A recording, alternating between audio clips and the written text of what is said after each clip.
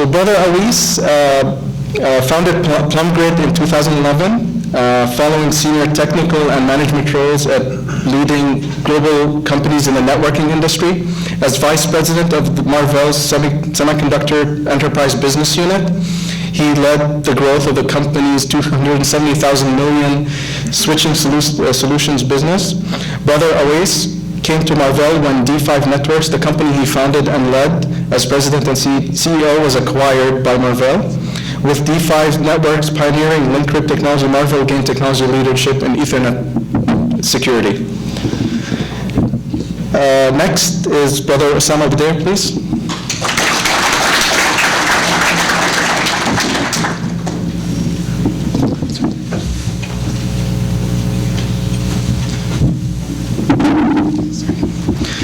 So Brother Osama Badair is an investor and advisor at Coin.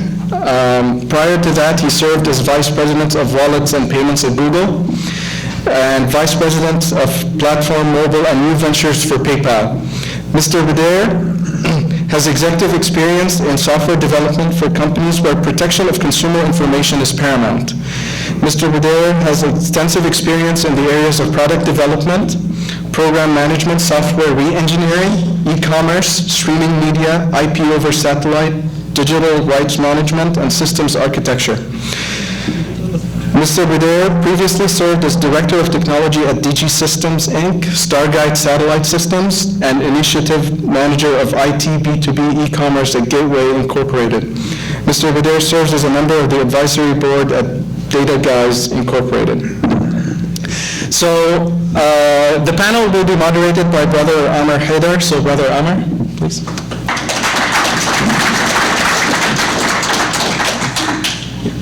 So Brother Amr Haidar joined his friend's startup company Cavium back in 2001. Cavium was co-founded by Brother Rahab, as we earlier introduced. Amr is involved in Cavium's new product strategy, mergers and acquisitions, and investments. He has successfully helped entrepreneurs start new companies and is an angel investor in many companies.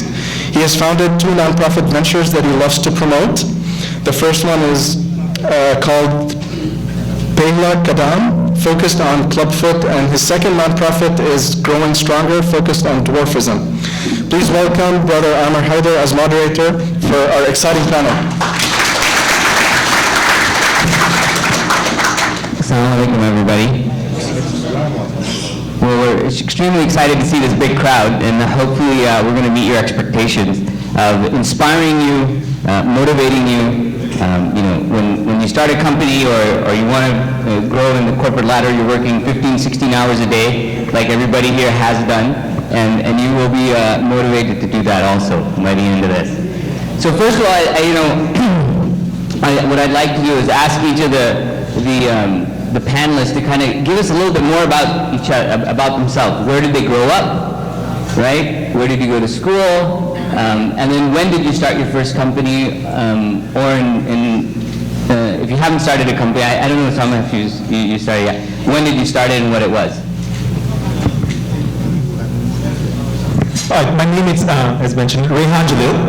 I was born in Karachi, Pakistan. Grew up there, came here for education. Did not know much about Silicon Valley, honestly. Landed in Silicon Valley purely by accident, and I'm glad I did. Hopefully, I don't go anywhere else but stay here and build new interesting technology.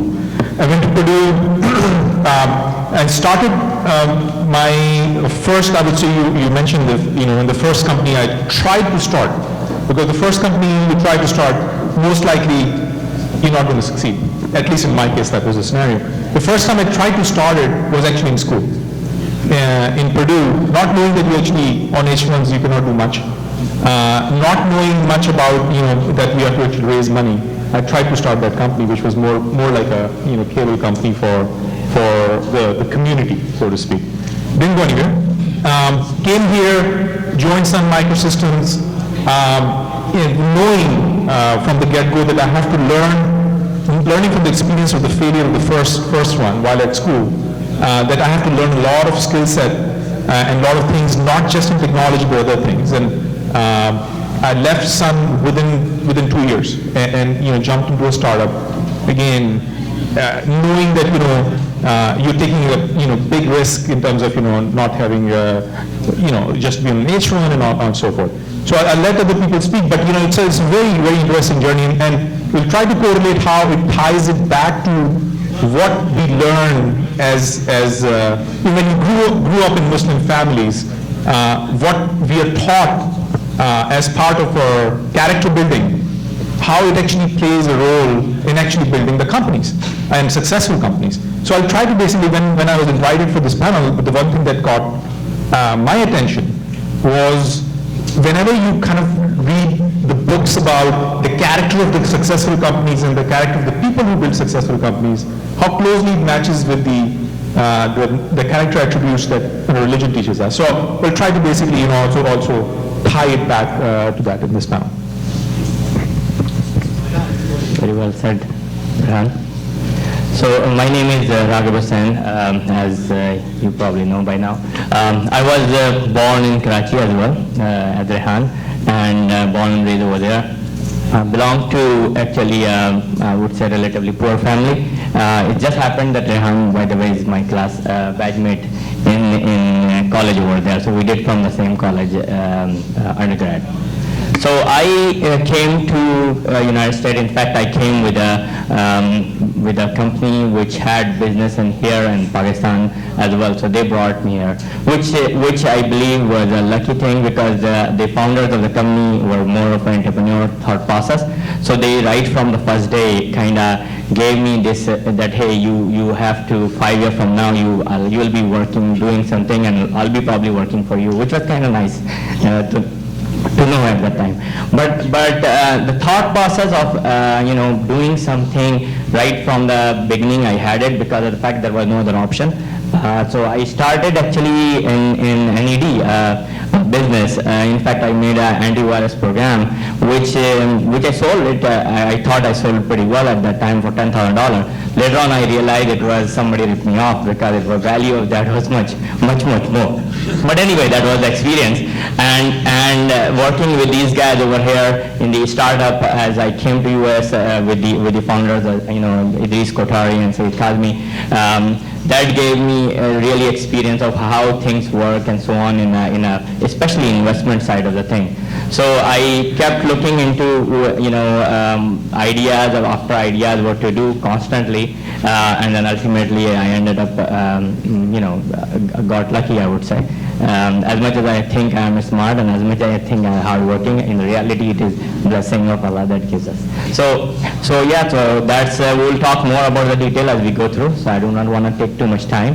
But as Rehan said, a lot of things that we learn is right in line with what is needed to be a successful entrepreneur. Like they say, hey, immigrants are a better fit for entrepreneur because they have nothing to lose, or they are a risk taker. In reality, we are even more risk taker. We have even more nothing to lose. So we'll talk more about it.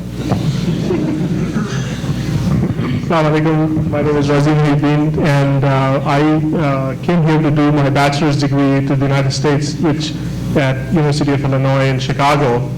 And I figured it was too cold over there, so I decided to move head west over here, basically, after graduating. And I moved here in the mid-'80s and worked for a company for a few years, and then eventually started a company in the late '80s with a couple of friends from the company where I was working for. And that was kind of my first foray into the startup world. Built a product, sold that to another company after a few years, just made a little bit of money, not a whole lot.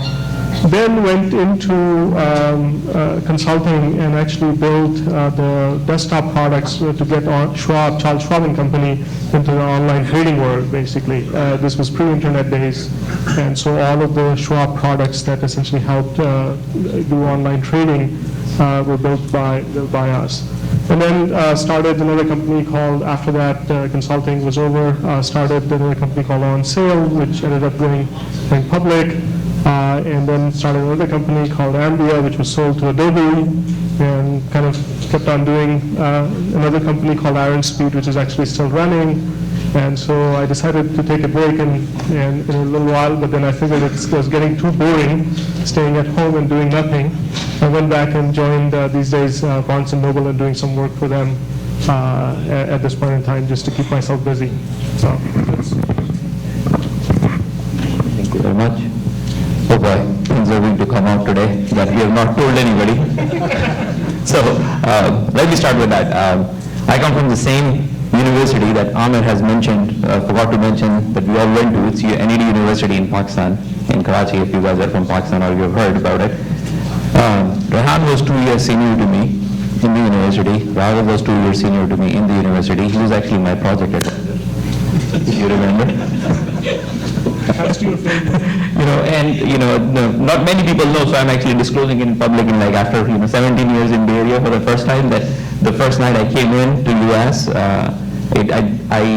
I'm kind of totally alternate. Most of you have actually come here for higher studies. I actually came in on a visit visa and I slept. No, I mean I converted it to H1. And the way it actually happened was I crashed in Rahul's apartment, that night. I have not done my master's here, right? I actually did enroll in a HCP program at Stanford. I did take graduate